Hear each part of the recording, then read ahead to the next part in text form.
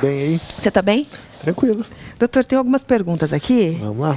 E pergunta é daquele jeito, né, gente? É uma pergunta de uma telespectadora que pode servir para você também, né não? Doutor Gustavo Turino é ginecologista. Se você tiver alguma dúvida, liga no 3315-1390, que se o doutor não responder hoje, responde semana que vem. Vamos lá. Isso aí. Doutor, a Lia, ela tem uma filha que faz tratamento para engravidar há 2 anos, mas não consegue engravidar. Certo. O que pode ser, hein? E, Lu, aí pode ser um monte de coisa, né? Tem que ver o que ela já fez de exame de investigação, tem que ver o que ela já fez de tratamento para ver o porquê que não deu certo, mas as alternativas assim de causas para isso são muito grandes.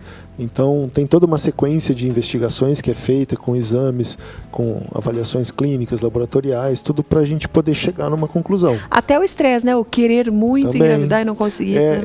A parte emocional é engraçado entre aspas, né? Mas é curioso porque a gente às vezes não tem como medir isso. Então você fica como uma causa de exclusão, que a gente fala. Você avalia tudo, não achou nada. Olha, se emocionalmente essa pessoa está muito... Aquela pessoa assim, muito ansiosa, e quer muito, às vezes ela não engravida por causa disso. Pois é. E isso não tem como fazer um exame para saber. Então, se ela está com dificuldade para engravidar, procurar um médico para ver a Tem causa. que passar com o ginecologista para fazer o acompanhamento inicial. O marido também precisa ser investigado. A gente não pode esquecer que o marido também pode ter algum problema que possa levar a uma causa de infertilidade para poder fazer o melhor tratamento. Viu, Lia? Então são vários motivos, né? Sim. Então procura um médico aí para ver. Isso a Tatiane tem um filho de 1 ano e 5 meses e amamenta. Certo. Toma anticoncepcional Cerazete. Ela pergunta, pode trocar pelo Diane? O poder pode. O Diane, tanto os dois que ela citou, o Cerazete quanto o Diane, são muito bons. Tá? Os dois têm um efeito seguro para evitar gravidez. A diferença é que o Cerazete é um remédio que a gente usa para quem está amamentando, justamente porque ele não interfere na amamentação. Então, assim, ela trocando para o Diane, vai ter uma probabilidade maior do leite diminuir.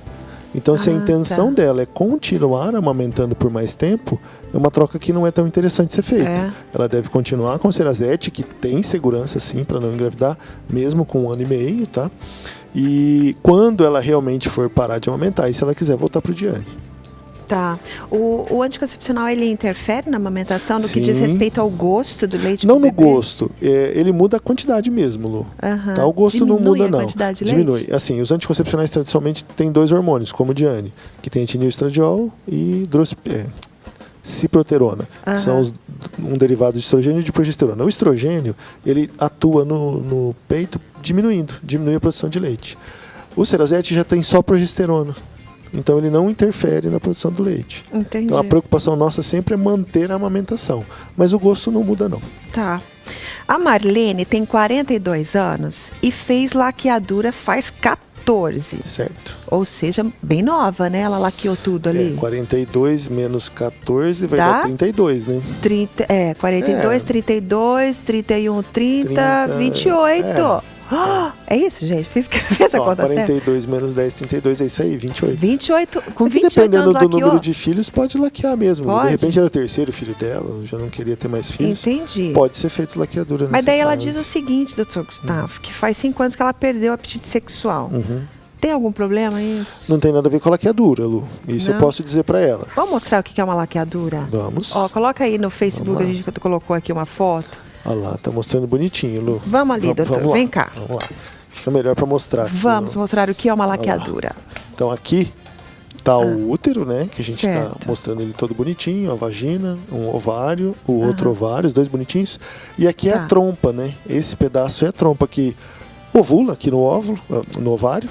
O óvulo é liberado aqui, captado na trompa e vai ser trazido até aqui para encontrar com o espermatozoide, fazer a fecundação e trazer para dentro do útero para gerar o bebê. Ok. Certo? O que a gente faz na laqueadura? Interrompe a trompa. Então aí já está interrompida, aqui, né? Aqui já está feita a laqueadura.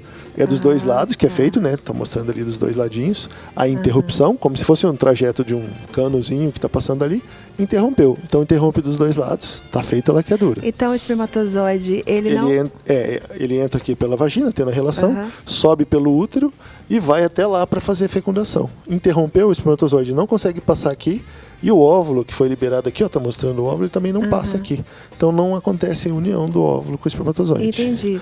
E uma mulher de 28 anos, doutor, não é muito novinha, não? Pra Lu, fazer laqueadura? não é muito nova. Aquilo que eu falei, de repente... Já olha, tem bastante filho, já não tem quer o número mais? de filhos que queria, de repente teve algum problema, tem que fazer cesáreas, era quarto filho, quarta cesárea. Não é tão comum hoje, mas muita gente ainda casa nova, né, Lu? Pois Casa novinho, com 19, verdade. 18, 20 anos. E aos 28 ele já teve todos os filhos que pretendia ter e optou por fazer a laqueadura. E no caso da Marlene, que falou que perdeu o apetite sexual, não tem nada a ver com a Nada a ver laqueadura? com a laqueadura, Lu. Não, Na verdade, né? por estar com 42 anos, ela já está um pouquinho mais próximo da menopausa, já pode ter até alguma variação hormonal, mas as causas para diminuição de desejo são muito variáveis, né, Lu? Então, assim, tem que ver como é que está o estado emocional dela, preocupação com filhos, com conta, como é que está o relacionamento. Como é que tá a conta bancária aí, Marlene? Mas Daí, você sabe que assim, a mulher ela não tem essa diferenciação, né? O homem, assim, pode estar devendo um monte lá no banco. Na hora de namorar, ele tá namorando. A mulher Esquece não, o banco. né, meninas? Nossa, se a louça estiver na pia, a gente nem consegue. É verdade. Tá tudo ok. É, uma boa parte das mulheres é assim. Então, assim, todo esse contexto, ela não consegue separar, assim, para aquele momento.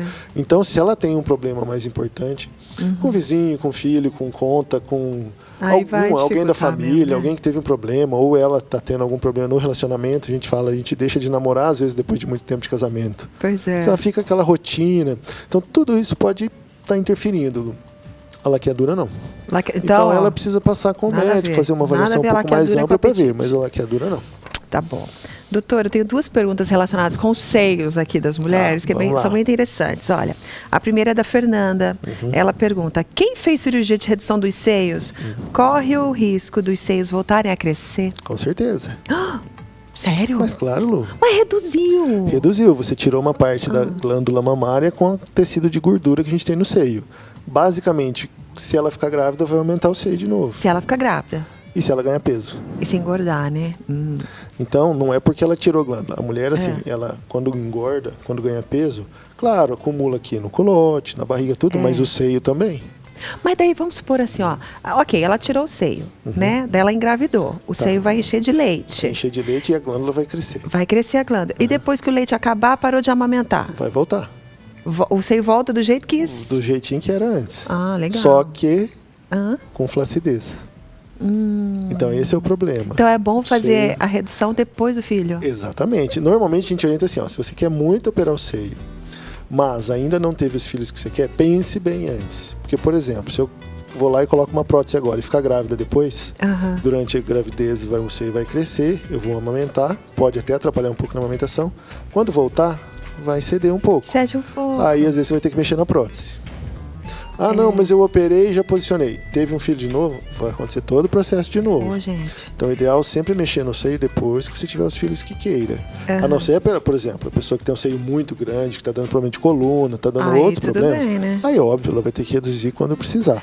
Mas ela não pode ficar ganhando, perdendo peso, porque o seio vai aumentar e vai diminuir. Ô, doutor, então eu acho que já respondeu a segunda pergunta dos seios, que é a da Jéssica, que ela pergunta, amamentar cai os seios? Então, Lu, na verdade a gente fala assim, não é amamentar que faz cair o seio. O que é? É o fato dele crescer e voltar. Porque se você pegar uma mulher que não amamente por causa disso, o que vai acontecer? Durante a gravidez o seio vai crescer. Certo. Vai forçar os ligamentos, vai aumentar. Depois que ela voltar ao peso normal dela, o que vai acontecer? Ele vai diminuir. Vai ceder do mesmo jeito. Então não é amamentar, é ficar grávida. Entendi. Entendeu? Muita gente confunde isso. Tá? Entendi. Então, assim, é óbvio que quando você está amamentando, o peito vai tender a ficar maior. Ele cresce, normalmente a gente espera um crescimento de 2 números no sutiã, por exemplo, a pessoa usa 38, provavelmente vai chegar em 42 no final da gravidez, e durante a amamentação ele vai até crescer um pouquinho mais. Tá? E aí vai voltar, vai cedê-lo, não tem jeito. Ceder.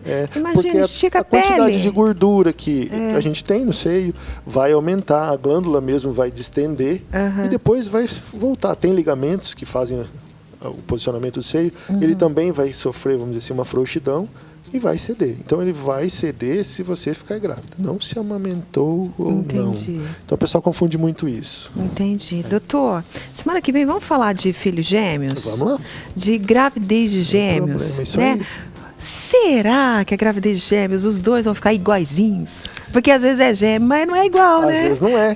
Quando vem sexo diferente, como é que é igual, né, Lu? Como é que... Então... Não tem jeito de ser como igual. assim? Não vai. Até semana que vem, doutor. Até semana que vem, Lu. Obrigada, viu? Vai.